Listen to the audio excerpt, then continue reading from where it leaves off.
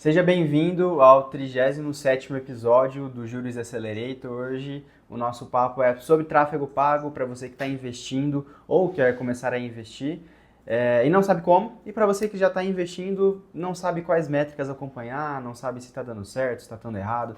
Porque eu conheço muitos advogados que têm resultado positivo, está fechando o contrato, mas acha que está tudo ruim, como na verdade está muito bom.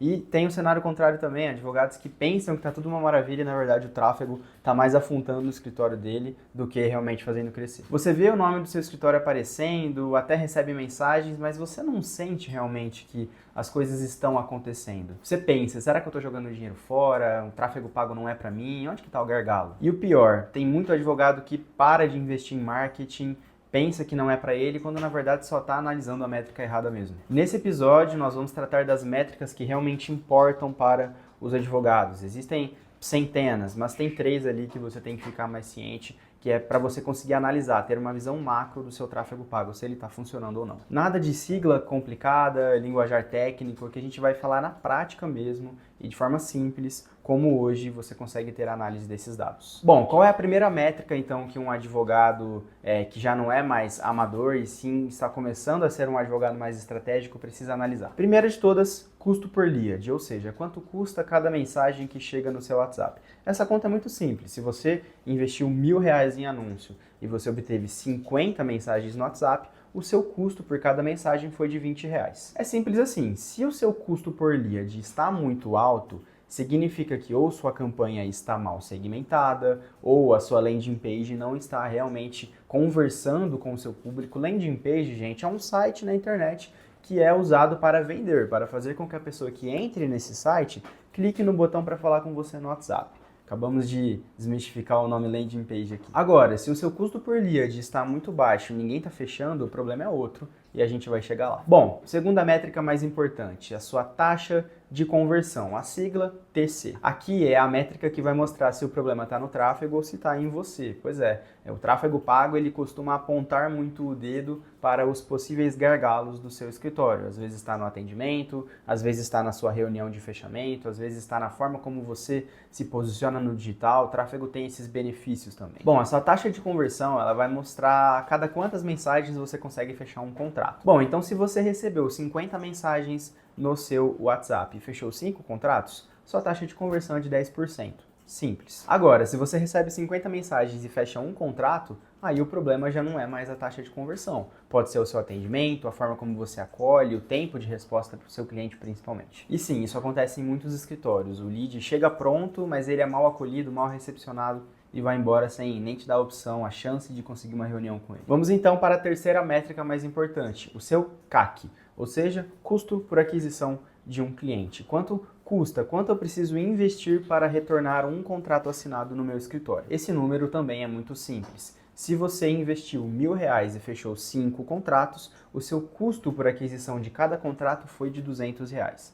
Maravilha. Agora, se cada contrato seu te gera em média R$2.000 de honorários, isso significa que você investiu 200 para um faturamento ali de 2.000. Sensacional, seu lucro está muito bom. E é esse jogo que você precisa entender. A conta, ela tem que fechar sim no 5, 10% de conversão, desde que sobre lucro para você. Agora, Igor, essas métricas elas vão ser as mesmas se eu faço anúncio no Google ou no Meta? Não. Aqui sempre a gente tem que entender que o tráfego pago não é uma receita de bolo, as métricas que eu passei mudam de escritório para escritório, de região para região, de produto para produto, ou seja, 10% de conversão ali é lindo para direito bancário, direito de família. Agora, se você vende uma holding familiar que vai custar R$50.000, sua taxa de conversão vai ser de 0,9%. Se o seu funil ainda for muito bom, se você aquece bem uma audiência, então não leve isso aqui como receita de bolo. Se existe alguém que te passa uma receita mágica para fazer tráfego, você já está sendo enganado ali. Bom, então Google Ads, Meta Ads, qual que é a diferença dessas duas plataformas? Só para a gente entender, ter mais clareza em tudo isso. No Google, o cliente já está procurando por você. Ele tem consciência de um problema. Então ele digita ali, advogado previdenciário em Campinas, por exemplo. Ele tem um problema que precisa ser resolvido por um advogado. Esse lead ele é mais quente, mais pronto. Porém, isso não tira o fato de que você vai ter que atender bem, atender rápido, jogar para uma reunião, O único ponto aqui é que ele já está precisando. No Instagram, o jogo já é outro. Ninguém entra no Instagram, no TikTok, no Facebook, qualquer plataforma de rede social ali para contratar um advogado. Essa pessoa está ali para se entreter. E aí o que acontece? Você interrompe a atenção dela com um conteúdo informativo e você desperta essa dúvida, essa curiosidade, um desejo de compra dessa pessoa. Por isso, no Google, o seu custo por cada lead tende a ser maior, porém sua taxa de conversão também tende a ser maior, visto que essa pessoa já está precisando de você. Já no Meta, o seu custo por lead vai ser menor, mas a sua taxa de conversão também, porque essa pessoa não está precisando de você. Comparar os dois sem entender isso é erro de amador, é erro fatal. Igor, como eu sei se minha campanha está indo bem ou não, agora que eu já entendi sobre métricas, plataformas, como o anúncio funciona basicamente? Bom, a gente tem que analisar as 3 métricas que eu passei para vocês.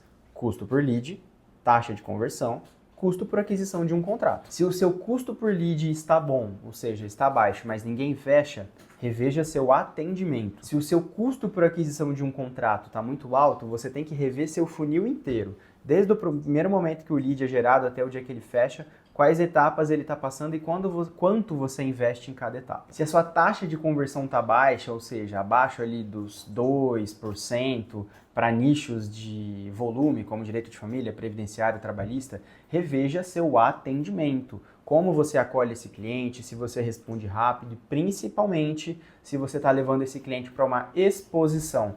O que é exposição, gente? Não dá para fechar contrato no WhatsApp hoje. Você tem sim que jogar o seu cliente para uma reunião via Google Meet, Zoom ou então até mesmo uma ligação já serve como uma exposição. Porque pense comigo, esse cliente que te encontrou pela internet nunca ouviu falar de você na vida, ainda mais agora com o golpe do falso advogado, tem muita gente assim agindo de má fé. Então o seu cliente precisa ter essa segurança, ainda mais sendo um cliente de outra cidade. Marque reuniões, foque em marcar o máximo de reuniões que você conseguir, porque isso vai sim aumentar sua taxa de conversão. Os dados, meu colega advogado, eles contam uma história. E se você sabe como ouvir, você tem mais resultado. Bom, Igor, eu tenho tudo em mãos, mas e agora o que eu faço para realmente começar a analisar isso? Vou te passar aqui algumas etapas. Bom, pede para sua agência ou para o seu gestor de tráfego enviar um relatório para você com seu valor investido, número de leads, e a partir disso você já consegue entender quanto custou cada lead no seu WhatsApp, pega ali com os contratos que você fechou dessa quantidade de leads, faz a divisão, você já vai conseguir ter o seu custo por aquisição de um contrato e também qual foi a sua taxa de conversão média. Segundo, cria uma planilha e anota esses dados semanalmente, pede uns relatórios semanais ali para sua agência. Compara esses dados mês a mês para entender as suas médias e só assim você já vai fazer mais do que 90% dos advogados fazem. Não terceirize essa visão. Por mais que você tenha ali para quem delegar, um gestor de tráfego, uma agência, uma pessoa interna do seu escritório, é você quem é o dono, você que tem que ter essa visão. Se você chegou aqui, entenda uma coisa, tráfego pago não é sorte. Tráfego pago não é colocar dinheiro ali e esperar as coisas retornarem.